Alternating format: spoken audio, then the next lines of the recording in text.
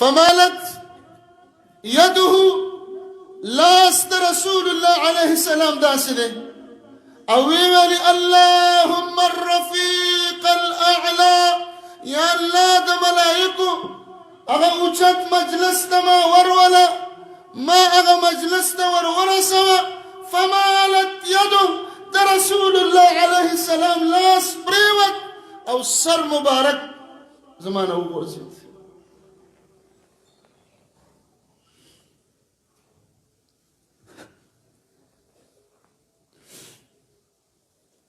د دنیا نه یو عظیمه هستی ده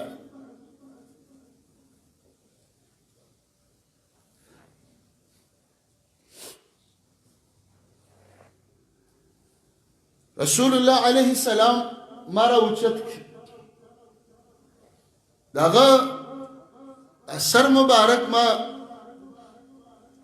ملا مبارک زما سینې ته برابر شو ځان ته مې داسې تکیه اړم مې د نبی علیہ السلام دا سر مبارک زما د مرۍ نه لاندې او د معدې نه بره په دې مینځ کې دی. زما ورور عبدالرحمن را ننوت لاس کې ورسره مسواک. نبی علیہ السلام د خبرو نه ودرېد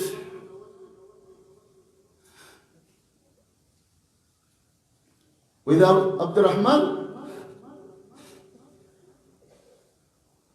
په لاس کې چې مسواک ولیده نو دا سترګې مبارکې ورپسې داسې ورواړولې لکه مسواک ته چې محتاج وي. وی ما ورته وویل د الله رسول علیه السلام دا مسواک درکم اشاره یې په سر وکړه چې اورایي.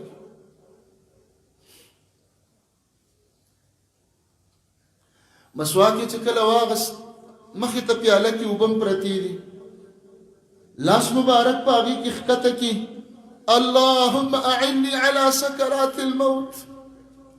نبی دی نبی او دا دعا کوي الله د دې مرګ په سختو کې را سره مدد وکړي. الا ان للموت سکرات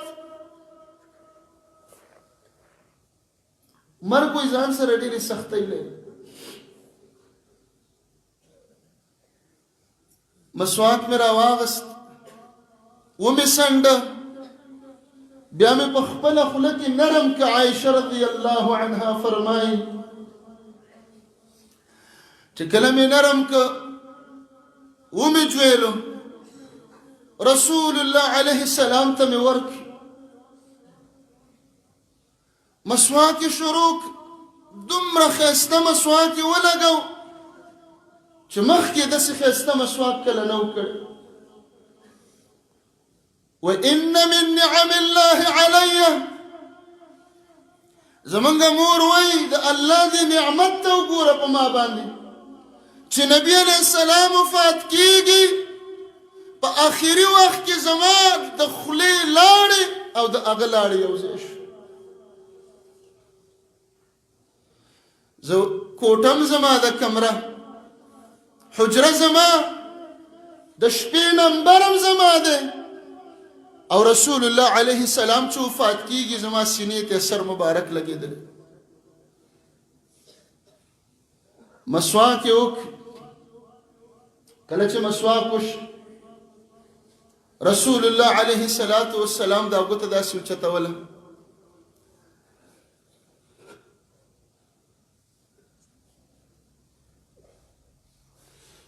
ګوته اسمان ته اوچته کړله او ویلي مع النبيين والصديقين الله زه غواړم چې ما د پیغمبرانو سره ته یو ځای کړې ما د صدیقینو سره یو ځای کړې ما د شهیدانو ما د صالحینو سره یو ځای کړې. دا ګوته مبارک اسمان ته داسې اوچته کړي لا اله الا الله کلمه ویل. رسول الله علیه السلام ځکه امت ته فرمایي من كان آخر كلامه لا إله إلا الله دخل الجنة چې په ځن کدن کې د چا کلمه نه نصیب شي دقه جنتي انسان. ګوته مبارکه اوچتوله،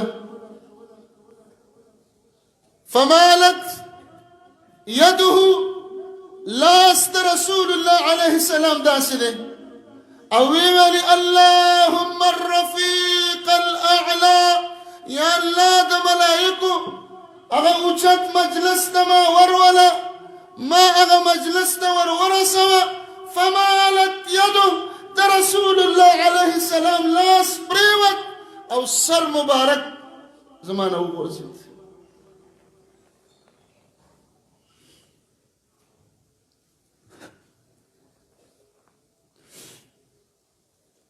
د دنیا نه یو عظیمه هستي ده،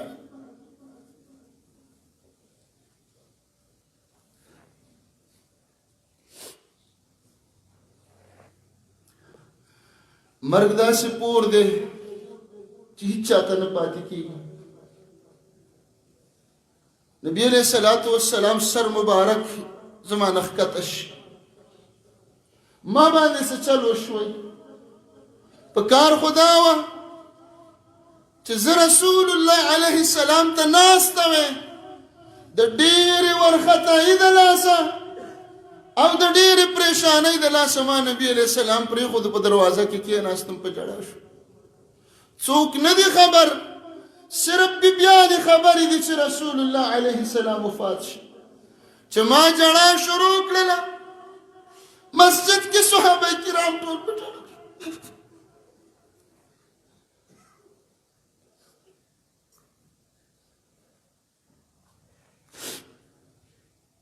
صحابه کرام دروازې له راغلل،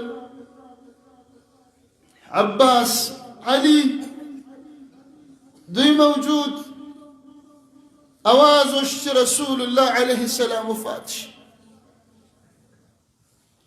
د دې اواز د اورېدلو سره د ډېرو صحابه کرامو دماغ او ذهنونو کار پرېښوده چې نه، رسول الله علیه السلام نه مړ کېږي، نه وفات کېږي.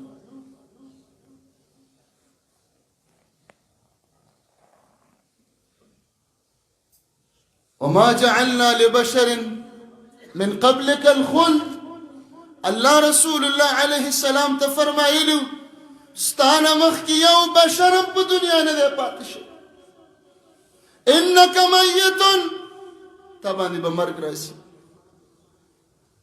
هغه مرګو رسول الله علیه السلام ته راورسېد، خو د رسول الله علیه السلام په مرګ او وفات دنیا بدله شو، حالات بالکل بدل شو، هر څه بدل شو. انس ابن مالک رضی الله عنه فرمایي وایي داسې ورځ وه په موږ لکه مدینه کې چې نور نه یو توره شپه، دا ورځ په موږ باندې توره شپه شو. محمد رسول الله علیه السلام د دنیا نه سفر وکړ، لاړ وفات شو. د ساخ وختو د پیر یا د ګل ورځ وه، 12 ربیع الاول د هجرت د رسول الله علیه السلام 11 کالو میلادي عیسوي 633 سنه وه، 63 کاله عمر محمد رسول الله علیه السلام تیر کړ. وفات او مرګ د شهادت.